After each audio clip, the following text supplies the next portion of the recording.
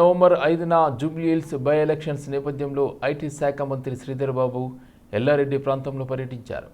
ఈ సందర్భంగా ఆయన బస్తీ వాసులతో మాట్లాడి స్థానిక సమస్యలను తెలుసుకున్నారు.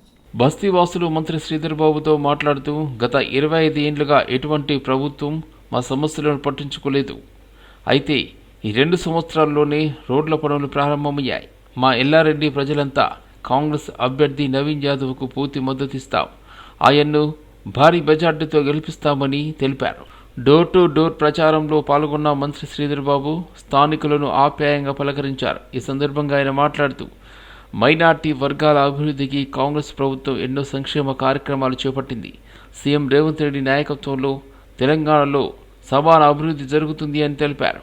మైనార్టీ వర్గాల నాయకులు కూడా కాంగ్రెస్ ప్రభుత్వానికి తమ పూర్తి మద్దతు ప్రకటిస్తూ మా సమస్యలను ప్రాధాన్యంగా తీసుకున్నందుకు సీఎం రేవంత్ రెడ్డికి ధన్యవాదాలన్నారు.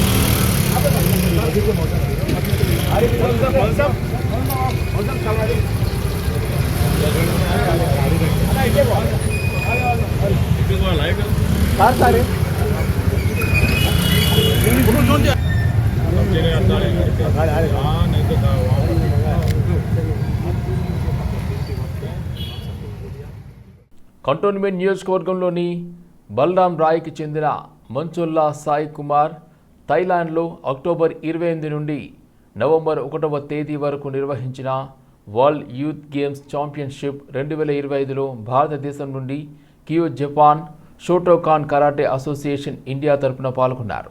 ఆ పోటీల్లో సాయి కుమార్ బంగారు పతకం సాధించి ఈరోజు cantonment MLA Shri Ganesh, coach Sheikh కలీంతో వారి నివాసంలో మర్యాదపూర్వకంగా కలిశారు. సాయి కుమార్ను, వారి కోచ్ షేక్ కలీంను ఎమ్మెల్యే శ్రీ గణేష్ మనస్ఫూర్తిగా అభినందించి భవిష్యత్తులో మరిన్ని పథకాలు సాధించి దేశానికి మంచి పేరు తీసుకురావాలని ఆకాంక్షించారు.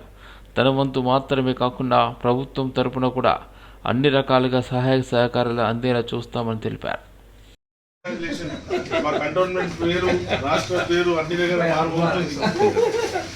आप किस में जीते, किस में जीते? दोनों जीते। Student and master both are great. हां ना बेटा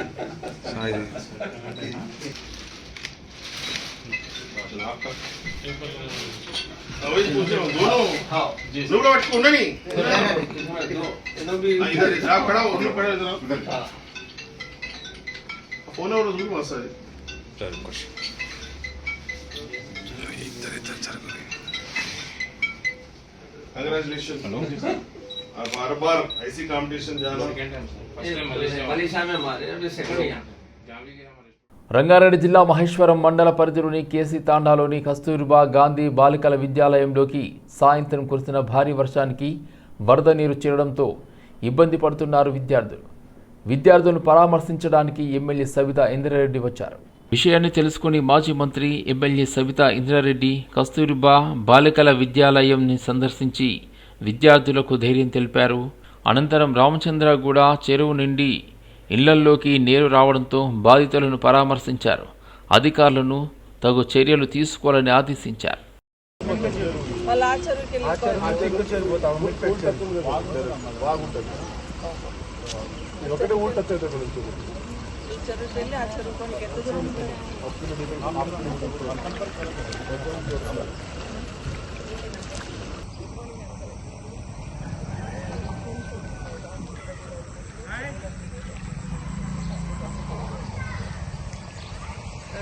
చెరువు మనం ఊరికెళ్ళి తీయచ్చండి. మొత్తం పొలాలు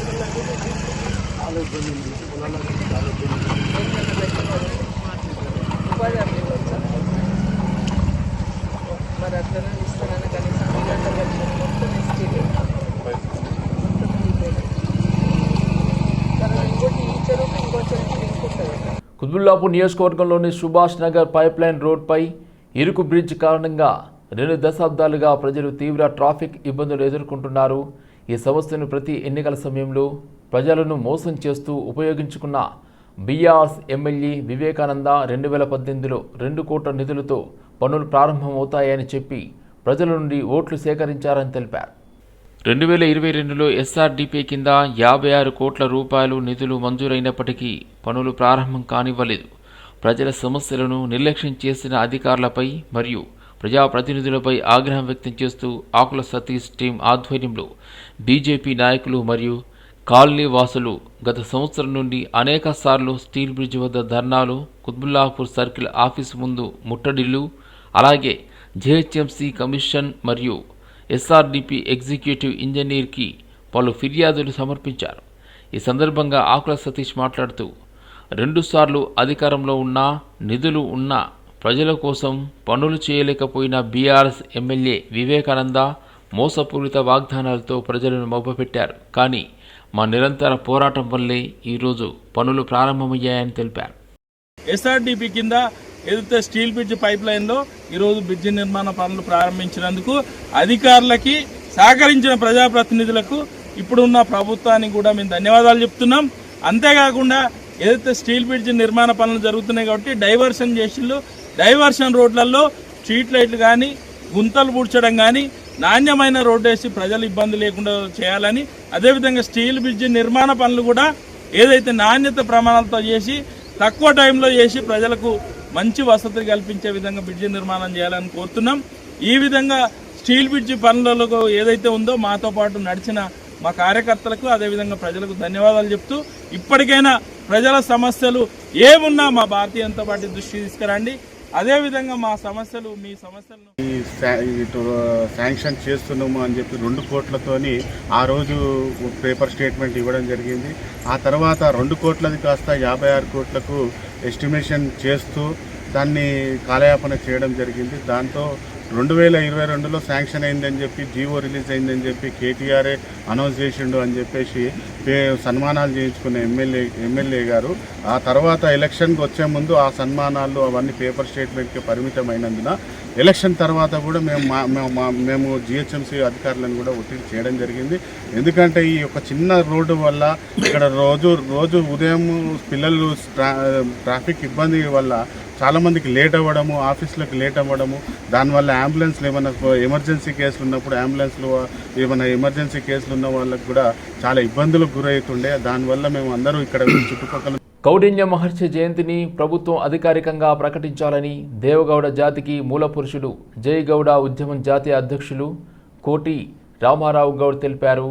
ఉస్మానియా యూనివర్సిటీలోని ఆర్ట్స్ కళాశాల వద్ద కౌండిన్య మహర్షి జయంతి కార్యక్రమాన్ని జయగౌడ్ ఉద్యమం ఆధ్వర్యంలో నిర్వహించారు.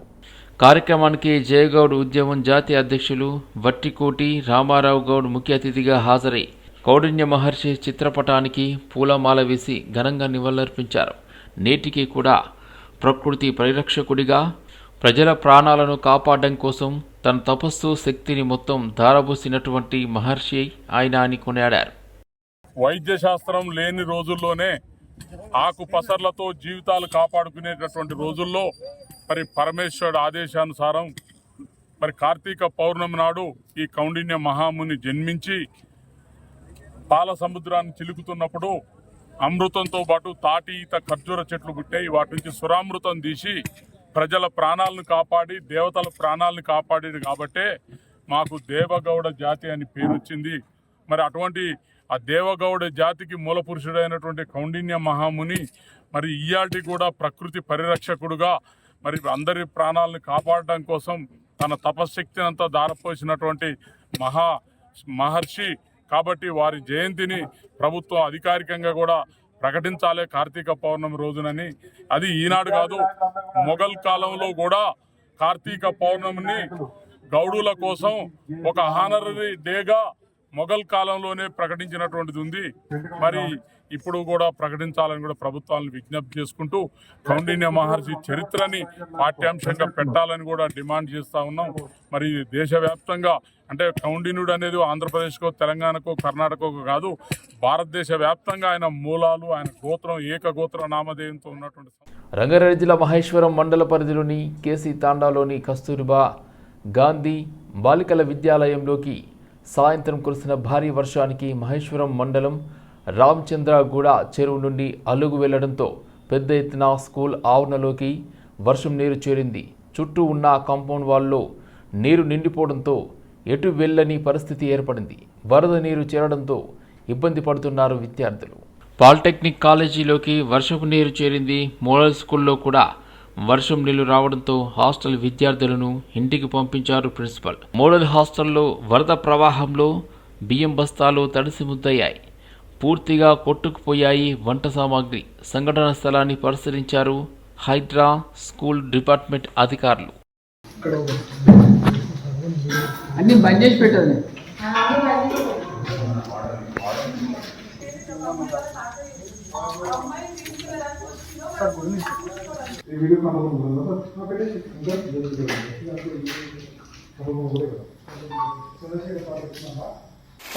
తీసుకుంటా లోపలికి మీ కింద అదే సార్ నేను ఇంకా సపోర్ట్ సరే నేను ఉండగలను సార్ ఇందులో.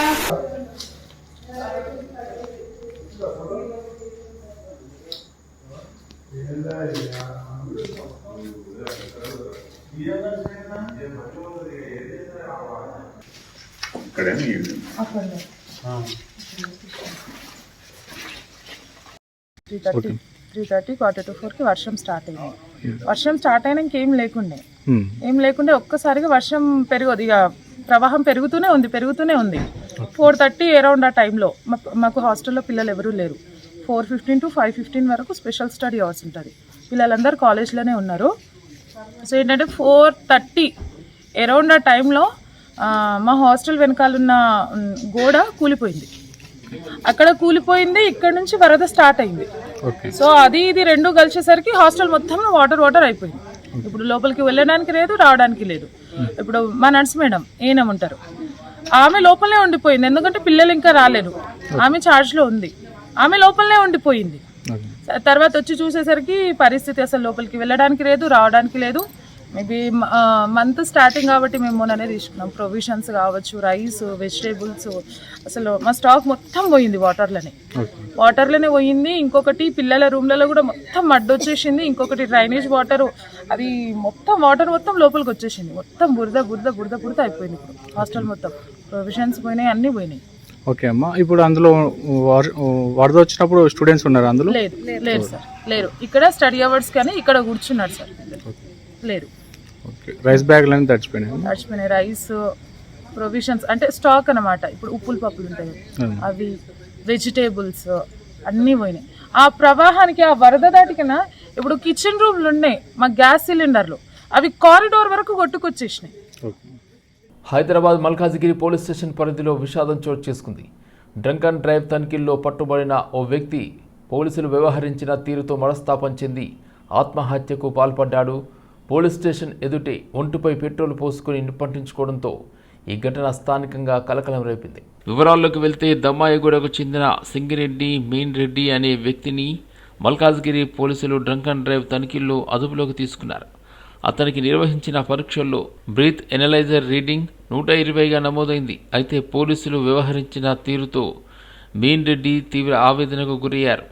ఈ క్రమంలో అర్ధరాత్రి సుమారు 2 గంటల సమయంలో కుషాయిగూడ పోలీస్ స్టేషన్ ఎదుటకు చేరుకున్న మీన్ రెడ్డి తన వెంట తెచ్చుకున్న పెట్రోల్ను ఒంటిపై పోసుకొని నిప్పంటించుకున్నాడు.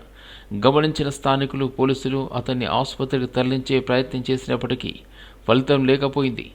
ఈ ఘటనపై మీన్ రెడ్డి కుటుంబ సభ్యులు తీవ్ర ఆగ్రహం వ్యక్తం చేస్తున్నారు.